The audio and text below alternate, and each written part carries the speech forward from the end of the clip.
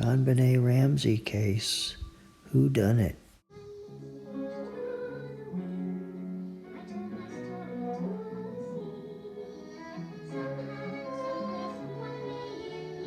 JonBenet was a 6-year-old, fun-loving kid, and her biggest fear, like one of our biggest fears when we were her age, was dying.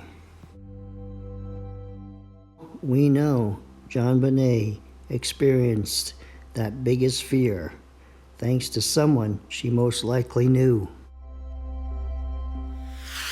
JonBenet Ramsey and her family went downstairs to open Christmas presents at 6:30 a.m.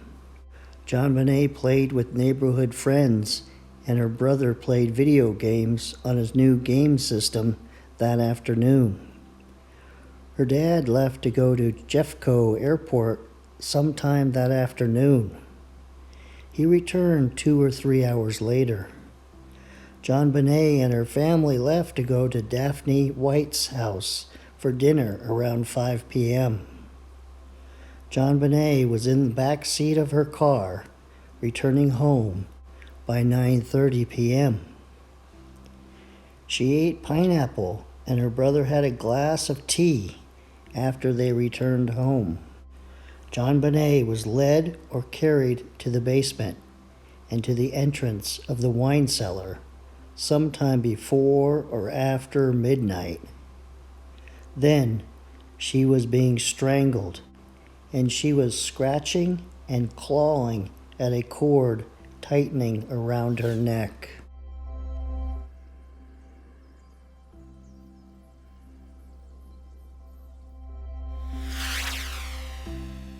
At 5:30 a.m., Patsy heard the shower in John's bathroom, and she got out of bed and went to her bathroom.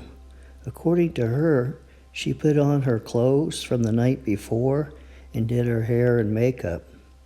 After realizing for sure that JonBenet was missing, Patsy yelled for John.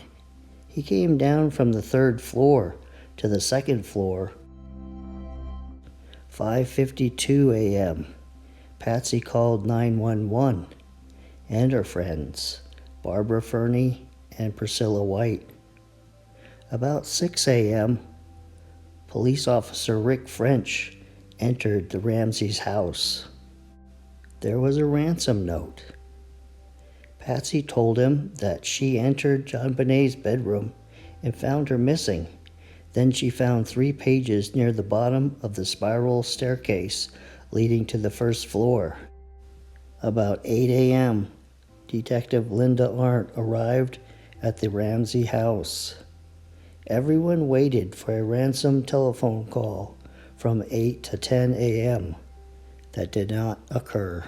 At about 1 p.m., Detective Linda Arndt suggests to John that he check the house from top to bottom. John takes Fleet down to the basement, and they go to the train room, and they look at the window, and they notice the suitcase under the window. And then John moves towards the boiler room and the wine cellar. He opens the door, immediately sees JonBenet's dead body on the floor, rushes down, removes the duct tape from her mouth, tries to untie the cord on her wrists, picks her up, and carries her upstairs to the living room and puts her dead body on the floor. Nearly all of the details of the crime point towards Patsy's guilt. Patsy finds the note, calls 911, calls her friends over. The note is from her writing pad, and it looks like she wrote it in her style. Many handwriting experts say she wrote it.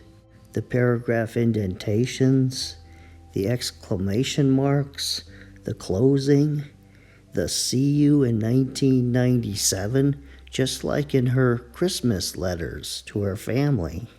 The ending definitely sounds like Patsy wrote it.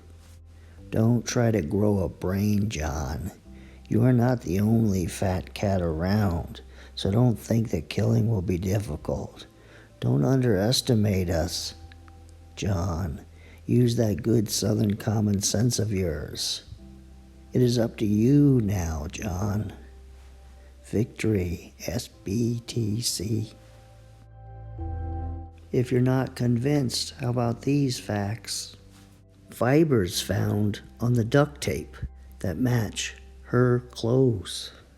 JonBenet being wrapped in a white blanket. Patsy is wearing the same clothes and has her makeup on. Patsy told Rick French that she found JonBenet missing, then the ransom note. Patsy doesn't do anything to help find JonBenet that morning.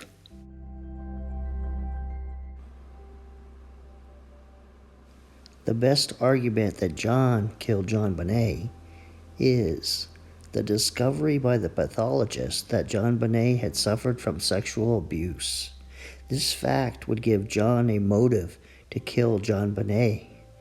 Other clues pointing towards John's guilt are the suitcase under the basement window, the knot and broken paintbrush handle used to fashion the garrote, and the Johnisms in the language written throughout the ransom note.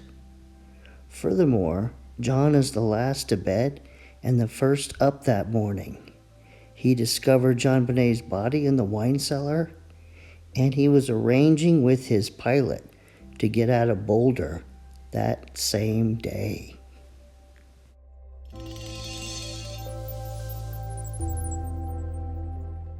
John's words. The window is open with a large old Samsonite suitcase sitting right underneath it. Odd, I think. This doesn't look right. This suitcase is not normally kept here. Well, this is damning in my opinion, because what this means is, if there was an intruder, he would have had to go through the basement window. Because why would an intruder use a key for one of the doors and then put the suitcase under the window and put a scuff mark on the wall like he went out the window in the basement? And the problem with that is the grating on the window well showed no signs of being moved. So why would an intruder go through the window well and then place the grating back perfectly? So it seems like John Ramsey is deceiving everybody about the basement window.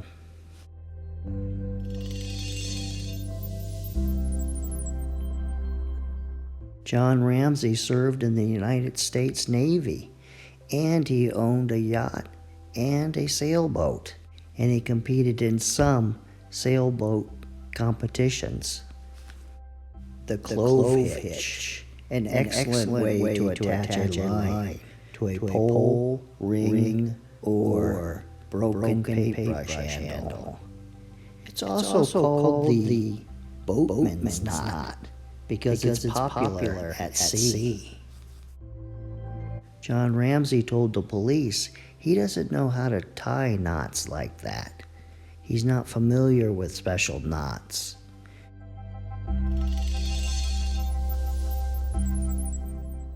The ransom note is addressed to Mr. Ramsey, who is the president of a business that sold computers and the electronic devices that went with them. The following is some of the words in the ransom note. Your business, instruct you, monitor you, early delivery, deviation, scanned, electronic devices, follow our instructions, 99% chance, 100% chance, a stray dog. John's work bonus was $118,000. During John Ramsey's police interview, he said there was a 99.9% chance that he would do this. And then he said there's a 90% chance that he would do that. And then he said there was an 80% chance that he does that. And he says it's 100% that he would do that. And he talked about Patsy bringing stray dogs to their house. John didn't mean actual dogs. He meant strangers.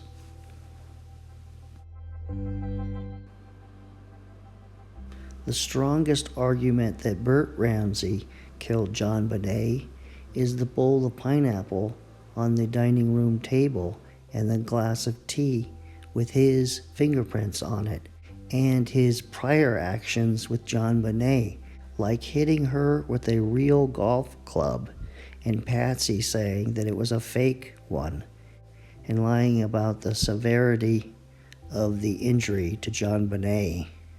And all the evidence pointing to Patsy's guilt and John's guilt would apply if they were covering up for Burke. The injury to JonBenet's skull is consistent with being hit in the head with a mag flashlight. John Andrew gave John Ramsey a flashlight for a gift. Yet when John Ramsey was shown a photograph of the mag flashlight in the house, he said he didn't recognize it. The ransom note suggests that the Ramseys worked together writing it. Patsy writing it, and John is making suggestions. Look at this sentence. You will also be denied her remains for proper burial. It's like John was suggesting that they dispose of JonBenet's body, but Patsy wanted a proper burial. So that thought got into the ransom note. And along the same lines, that's why the Ramseys called 911 when JonBenet's body was still in the house, because neither one of them killed JonBenet or felt guilty about it. So they were less inclined to dispose of her body somewhere. The main argument that it was an intruder that killed JonBenet is the unknown male DNA and the results of the DNA testing done early in the investigation on the material found under JonBenet's fingernails and the material found in the blood drop on her underwear indicate that it's a total stranger. The intruder seems to know that John Ramsey moved away from the Atlanta area to Boulder. It looks like the intruder entered and exited the house through the basement window. He wrote the ransom note in the house, most likely before the murder. He was not concerned that either John and or Patsy found JonBenet's dead body that morning. He intentionally murdered JonBenet with the garrote, maybe bringing the cord with him. He wrapped her body in a white blanket for some strange reason. And finally, the main reason JonBenet was murdered was either 1, he enjoyed assaulting and killing children, 2, it was revenge against John Ramsey and the business, or 3, it was to remove beauty queen JonBenet from the pageants. So, after hearing the information provided in this video and knowing what you know about the case, who did it? Who done it? Who done it?